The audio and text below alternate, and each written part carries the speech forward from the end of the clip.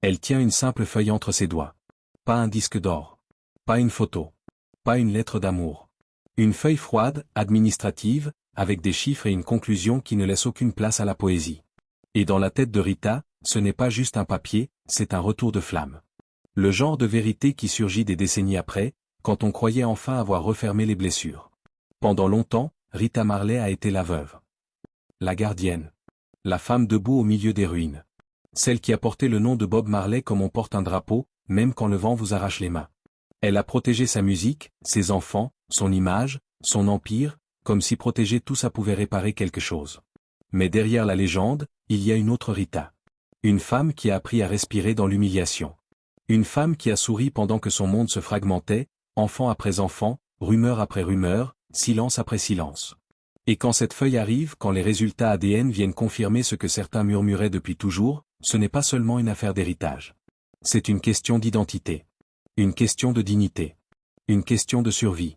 Parce que ce que cette histoire raconte, au fond, ce n'est pas seulement Bob, l'icône. C'est Rita, l'ombre indispensable. Et le paradoxe le plus cruel, l'homme qui chantait l'unité a laissé derrière lui une famille qui se déchire au nom du sang.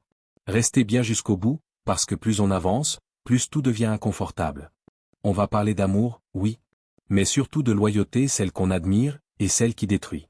On va parler d'un mariage sacré, d'une Jamaïque au bord de la guerre civile, d'une balle dans une maison de Kingston, d'un décès sans testament, de papiers signés dans l'urgence, de tribunaux, d'argent, et d'une dernière enfant arrivée au pire moment possible.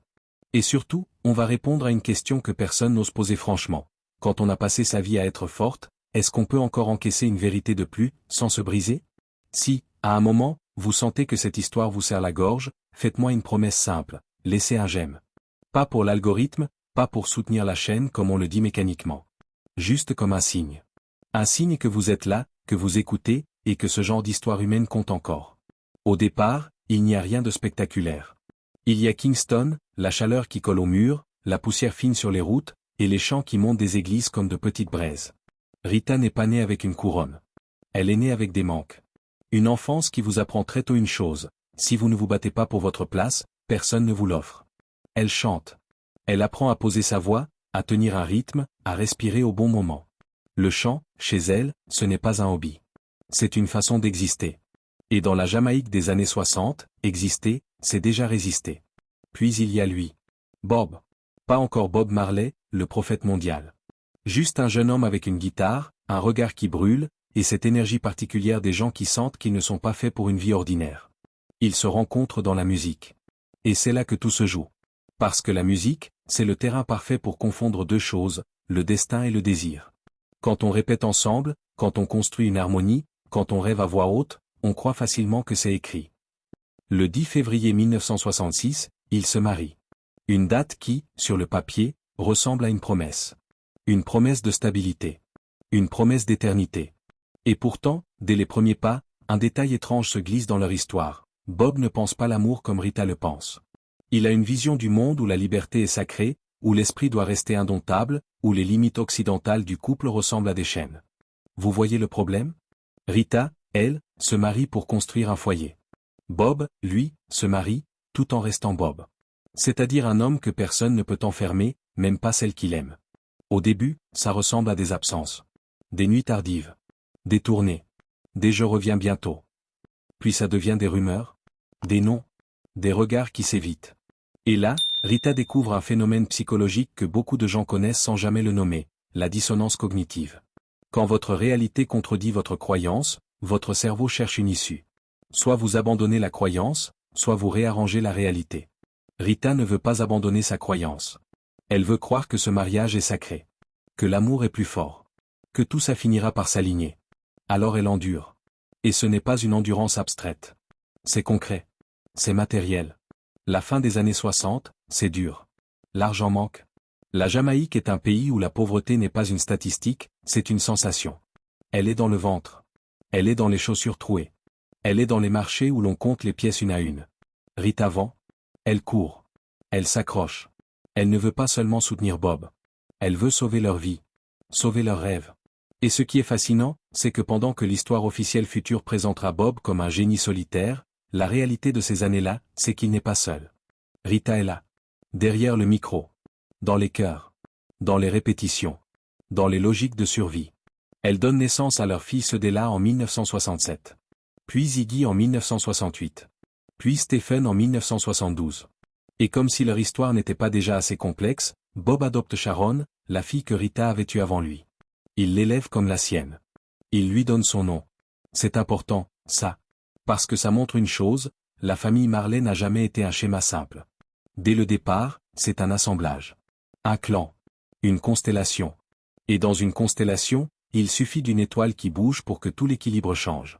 Quand la carrière de Bob décolle vraiment, le monde entier s'ouvre à lui comme une porte gigantesque. Le succès, pour un artiste, c'est souvent présenté comme une récompense. Mais psychologiquement, c'est aussi un amplificateur. Il amplifie le meilleur et le pire.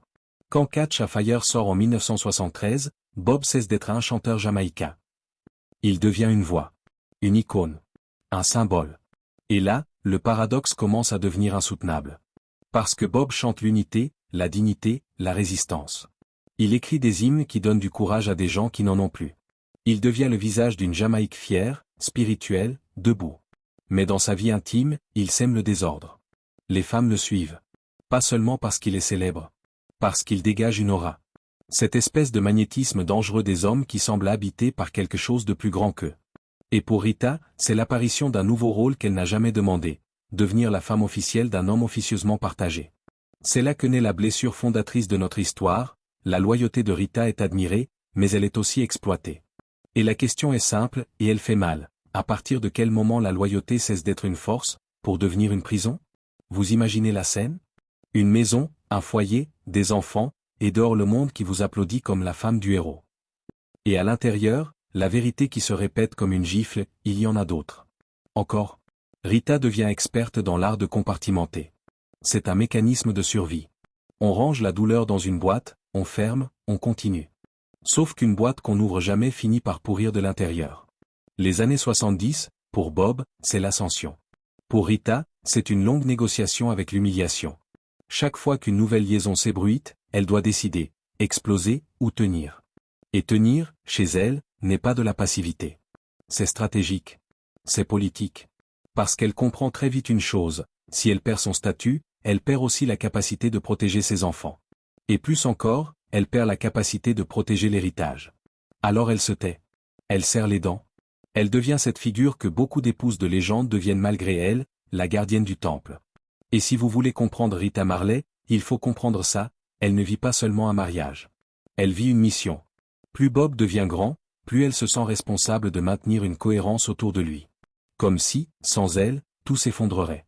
Ce mécanisme a un nom, la fusion identitaire.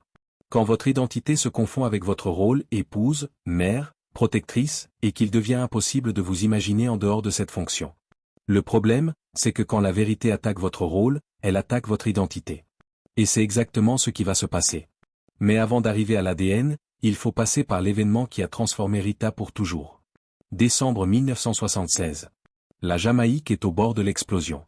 Deux camps politiques se déchirent, et dans la rue, la violence n'est plus une menace, c'est un quotidien. Bob, malgré lui, est devenu un symbole. Certains pensent qu'il est lié à un camp. D'autres veulent le faire taire. Il n'a pas besoin d'avoir une arme pour être dangereux. Sa voix suffit. Et un soir, des hommes armés entrent dans sa maison. Ce n'est pas un mythe, ce n'est pas une légende racontée au coin d'un feu. C'est une intrusion brutale, réelle, avec des coups de feu, des cris, des corps qui se jettent au sol. Bob est touché. Et Rita aussi. Rita reçoit une balle à la tête et survit. Vous prenez la mesure? Une balle dans la tête. Et elle survit. Et là, 2 jours plus tard, encore convalescente, avec le choc encore dans le corps, elle monte sur scène avec lui. Imaginez l'effort mental que ça demande. Parce que ce moment-là, c'est plus qu'un concert. C'est une déclaration. Une déclaration au pays, au monde, et à elle-même, je suis là. Je tiens. Je ne lâcherai pas. Et c'est souvent comme ça que les tragédies s'installent. Quand un être humain se prouve à lui-même qu'il peut encaisser l'impensable, il se condamne à encaisser encore. Si cette scène vous paraît irréelle, dites-moi quelque chose en commentaire, juste un mot, courage. Parce que, qu'on aime Rita ou qu'on la critique, il y a une vérité simple, survivre à ça, et continuer, ça laisse des traces. Après cette tentative d'assassinat, Bob s'éloigne. Il part. Il s'exile.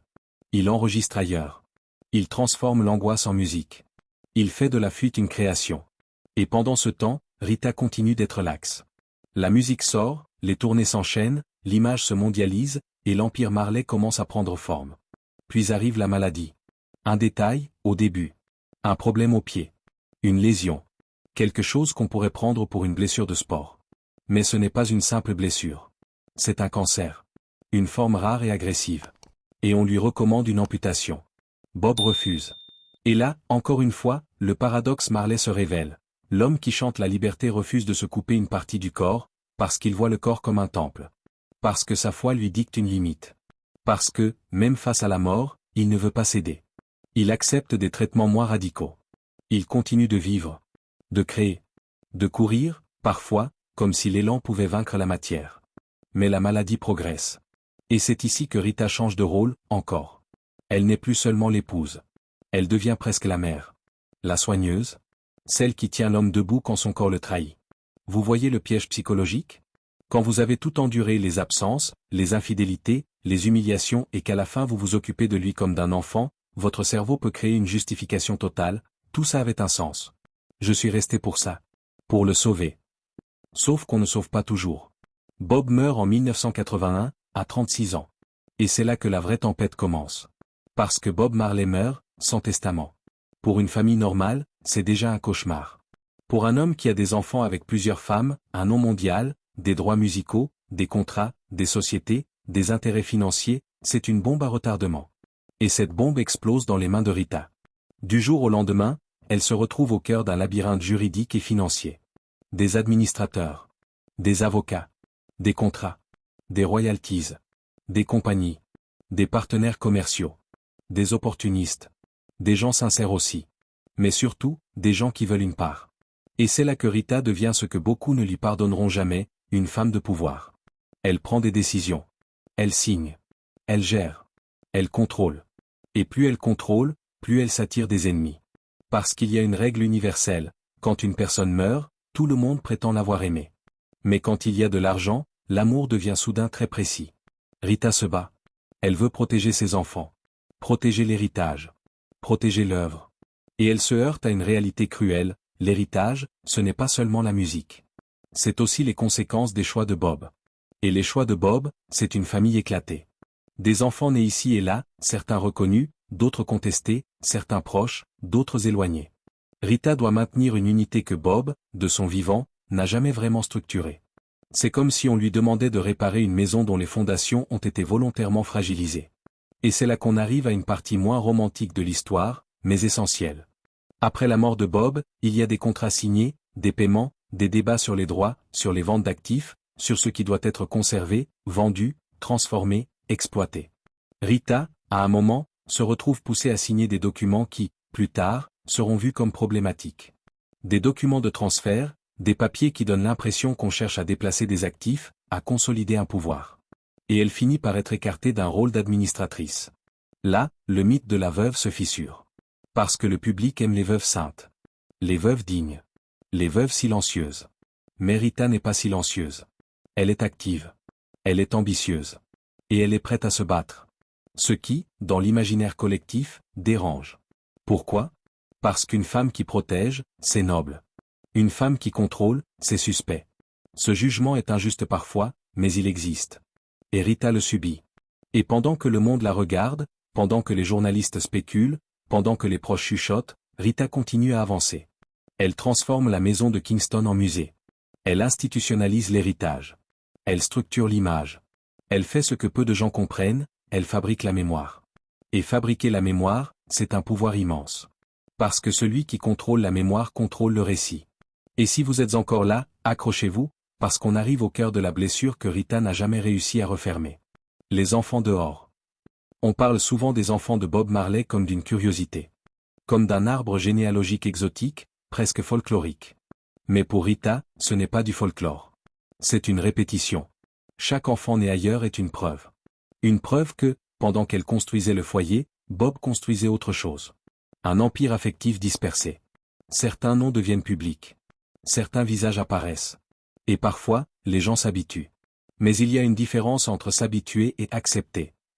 Il y a des enfants que la famille finit par intégrer, parce que le temps fait son travail, parce que les demi-frères et demi-sœurs grandissent ensemble, parce que l'évidence biologique et affective devient impossible à ignorer.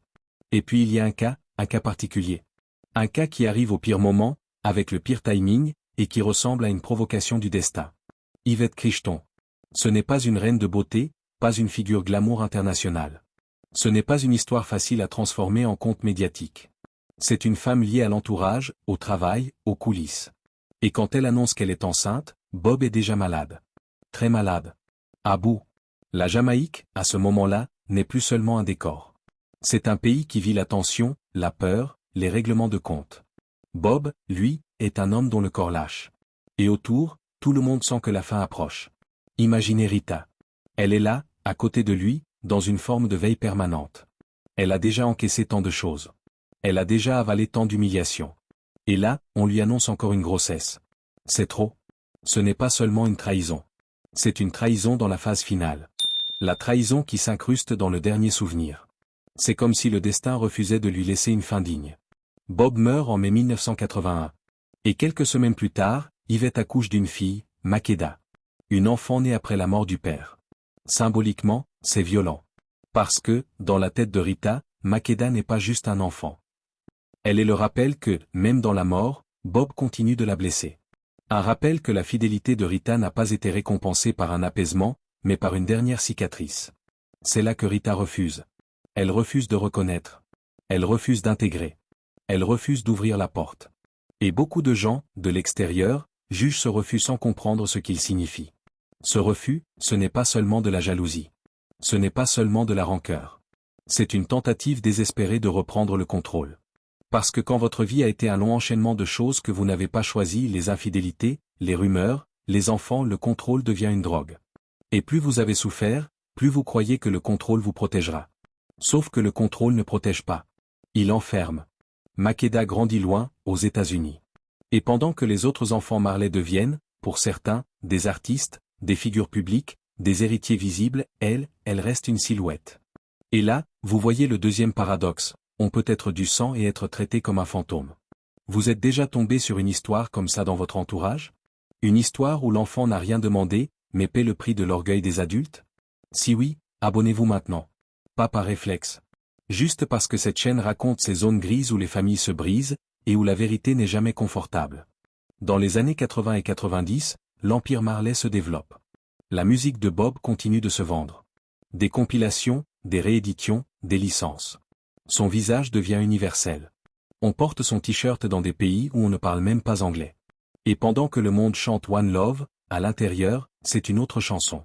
C'est la chanson de la succession. Le problème, c'est que l'héritage Marley n'est pas seulement sentimental. Il est financier. Et quand l'argent entre en jeu, les relations deviennent des mathématiques. Qui a droit à quoi? Qui est reconnu? Qui ne l'est pas? Qui décide? Rita, pendant longtemps, conserve une forme de statut de matriarche. Elle est celle qu'on écoute. Celle qui a été là. Celle qui a payé le prix de la loyauté.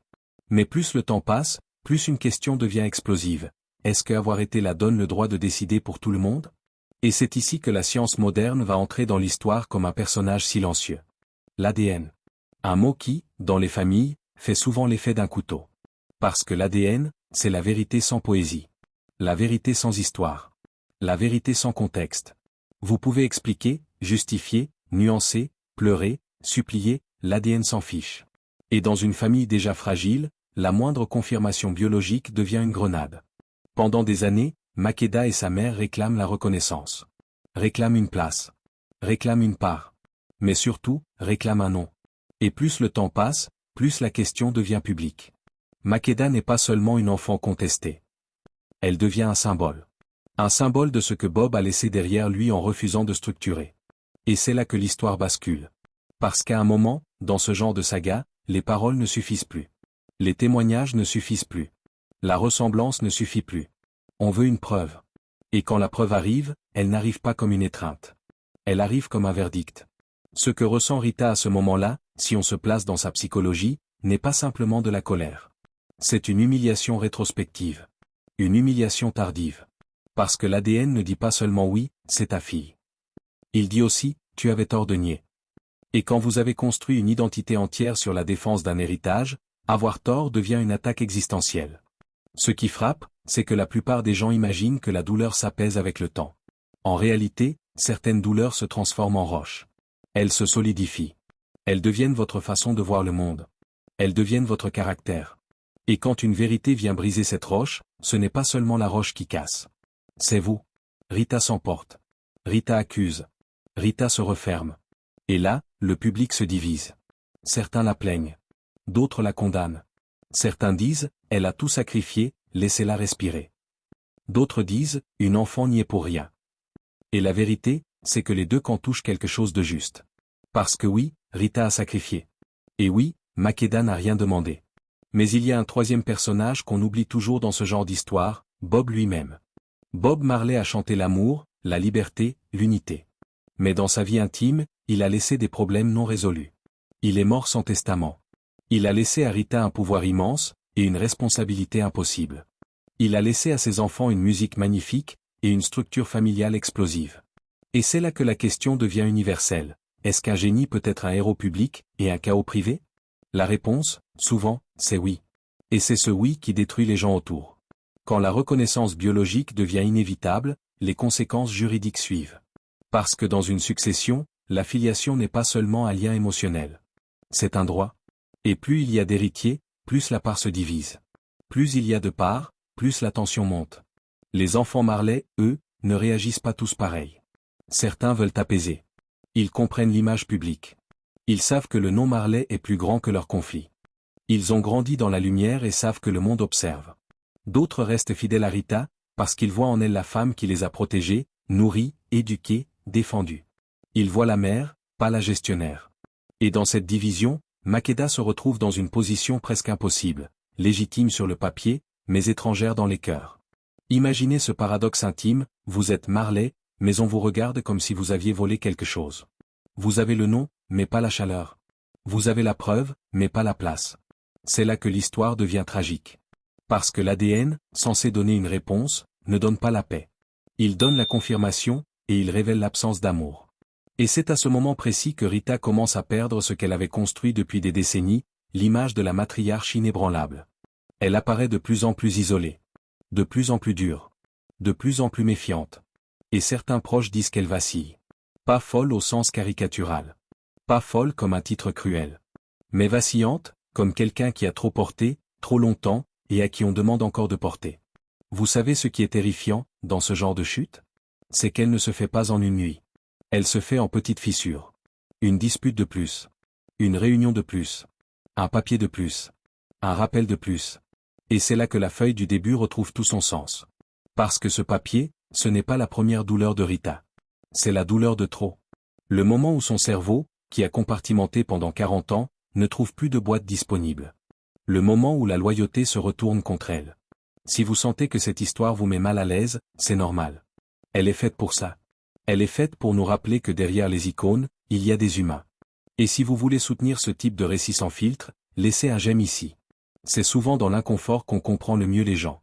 Le plus cruel, c'est que Rita, malgré tout, n'est pas seulement une femme blessée. Elle est aussi une femme qui a accompli. Elle a préservé une œuvre.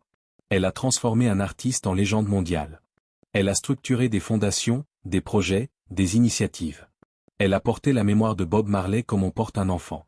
Et pourtant, dans le regard de certains, elle restera toujours celle qui n'a pas voulu reconnaître. Pourquoi? Parce que l'opinion publique aime les récits simples. La veuve est censée être douce. L'enfant est censé être innocent. Le père est censé être héroïque. Mais la vraie vie ne respecte pas les scénarios. La vraie vie mélange la grandeur et la médiocrité. La compassion et la rancune. La foi et la jalousie. Et c'est précisément pour ça que cette histoire est fascinante. Parce qu'elle nous force à regarder une vérité que beaucoup préfèrent ignorer. Les chansons ne suffisent pas à réparer les familles. Bob Marley chantait No Woman, No Cry, comme une consolation. Comme une promesse que la douleur peut se traverser. Mais qu'arrive-t-il quand la douleur ne se traverse pas? Que arrive-t-il quand elle s'accumule et devient une identité? Rita, pendant des décennies, a été celle qui ne pleure pas. Celle qui encaisse. Celle qui tient. Et quand elle craque, le monde ne sait pas quoi faire de cette image. Parce qu'une femme forte qui s'effondre, ça dérange. Ça brise le mythe. Et briser le mythe, c'est nous obliger à admettre que la force n'est pas infinie. Makeda, elle, avance dans une autre direction.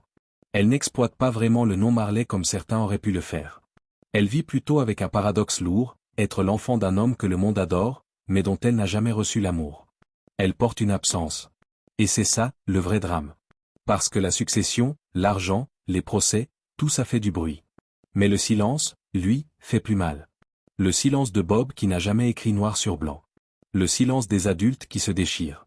Le silence de l'enfant qui grandit en se demandant « Pourquoi je ne suis pas assez pour être aimé ?» Et si on ose une lecture psychologique plus profonde, on voit apparaître un mécanisme tragique. Rita refuse Makeda parce que Makeda représente la trahison. Makeda insiste parce qu'elle veut exister. Et dans ce duel, les deux sont victimes du même homme. Vous voyez la cruauté? C'est une rivalité entre deux femmes qui, au fond, ont été blessées par les mêmes choix. Et c'est peut-être la leçon la plus dure de toute cette saga. Dans certaines histoires, personne ne gagne. Il n'y a que des survivants. La famille Marley continue, malgré tout. La musique traverse les générations. Les enfants de Bob deviennent, pour certains, des artistes à part entière. Le nom reste puissant. Le visage sur les murs, les chansons dans les mariages, les refrains dans les stades. Mais derrière le symbole, il y a une vérité que peu de fans veulent regarder. L'unité chantée n'a pas été vécue. Et c'est là que l'héritage devient paradoxal. Parce que l'héritage de Bob Marley est un message d'unité, porté par une famille divisée. Est-ce que ça invalide son message? Non. Mais ça le rend humain. Ça nous rappelle que les artistes peuvent offrir des vérités au monde, qu'ils ne savent pas appliquer à leur propre vie. Et ça, c'est presque toujours le cas des grandes figures. Rita, aujourd'hui, est souvent présentée comme la gardienne de l'Empire. Mais si on regarde au-delà, on voit une femme qui a été façonnée par trois forces, la pauvreté, la célébrité et la trahison. Trois forces qui, ensemble, fabriquent des personnalités dures. Ce qui frappe, c'est que beaucoup de gens attendent de Rita une sagesse finale. Une paix. Un pardon. Mais le pardon n'est pas un bouton. Le pardon, c'est un processus. Et quand votre douleur est devenue votre colonne vertébrale, pardonner, c'est comme retirer un os. Ça laisse un vide. Alors Rita s'accroche. Elle s'accroche au récit. Au contrôle. À la mémoire. Parce que si elle lâche, elle doit affronter une question terrifiante, et si tout ça n'avait servi à rien? Si vous avez déjà vécu cette sensation, celle d'avoir donné votre vie à quelque chose, puis de vous demander si ça valait le coup, mettez-le en commentaire. Pas un roman, pas une confession complète. Juste un mot, comme un signe. Parce que c'est là, exactement là, que cette histoire touche à quelque chose de profondément universel. Et maintenant, revenons à cette feuille. À ce moment où la science tranche, où le sang devient une preuve, où le passé revient comme un boomerang. Imaginez Rita, des années après, peut-être dans une maison plus calme, entourée de souvenirs, de photos, de voix enregistrées. Elle a vécu la balle, la célébrité, la mort. Elle a vécu les tribunaux, les contrats, les accusations. Elle a vécu les humiliations publiques et les trahisons privées. Et puis, on lui dit encore, il y a un enfant de plus. Même si c'est un enfant déjà né depuis longtemps, même si ce n'est qu'une reconnaissance tardive, même si le monde s'en doutait. Pour elle, c'est un encore. Un encore qui fait basculer. Parce que les blessures ne sont pas seulement ce qu'on subit. Ce sont aussi ce qu'on se répète. Et Rita, toute sa vie, s'est répété une histoire, je tiens. Je protège. Je maintiens. L'ADN lui impose une autre histoire, tu n'as pas pu empêcher ça. Et c'est là que l'effondrement se produit. Pas forcément un effondrement spectaculaire avec des cris pour la télévision. Plutôt un effondrement intérieur. Une fatigue. Un regard plus dur. Une colère plus rapide. Un besoin plus obsessionnel de contrôler ce qui peut encore l'être. Et, paradoxalement, plus elle cherche à contrôler, plus elle perd. Parce que l'autorité, dans une famille, ne se maintient pas uniquement par la peur ou par le statut. Elle se maintient par l'amour. Et l'amour, quand il se mélange à l'humiliation, devient instable. Rita Marley est devenue un symbole de fidélité. Mais le symbole est incomplet. Elle est aussi un symbole de ce que la fidélité peut coûter. Elle est l'exemple vivant d'une question qu'on n'ose pas poser, est-ce qu'aimer peut nous détruire? Et Bob Marley, lui, est devenu un symbole d'unité. Mais le symbole est incomplet. Il est aussi l'exemple vivant d'une question qu'on n'ose pas poser, est-ce qu'inspirer le monde excuse de blesser ceux qui vous aiment? Voilà pourquoi cette histoire ne peut pas être racontée comme un simple scandale familial. C'est une tragédie moderne. Une tragédie où la musique est lumineuse, et où les coulisses sont sombres. Une tragédie où la foi parle d'amour, et où les humains se battent pour une part. Une tragédie où l'ADN, au lieu de réparer, confirme. Et au milieu, Rita. Rita, qui a voulu être une épouse. Rita, qui est devenue une survivante. Rita, qui a essayé d'être une matriarche. Rita, qui se retrouve face à une vérité que même la loyauté ne peut pas étouffer. À la fin, le nom Marley continue de briller. Mais Rita, elle, reste avec ses fantômes. Avec l'image d'un homme qu'elle a aimé et qui l'a blessé. Avec l'image d'un empire qu'elle a protégé et qui l'a isolé. Avec l'image d'une famille qu'elle a tenue à bout de bras, et qui s'est fissurée malgré tout. Alors, la vraie question, celle qui mérite votre réponse, ce n'est pas qui a raison comme dans un tribunal. La vraie question, c'est, qu'est-ce que vous auriez fait, à sa place? Si vous aviez été Rita, après tout ce qu'elle a encaissé, auriez-vous ouvert la porte à Makeda immédiatement, comme un acte de justice? Ou auriez-vous résisté, comme un acte de survie, incapable d'accepter une humiliation de plus? Dites-moi ce que vous en pensez en commentaire. Et si vous voulez d'autres récits où les légendes se fissurent et laissent apparaître l'humain, abonnez-vous. Pas pour suivre la chaîne. Pour continuer à explorer ces histoires qui dérangent, parce qu'elles ressemblent, quelque part, à nos propres vies.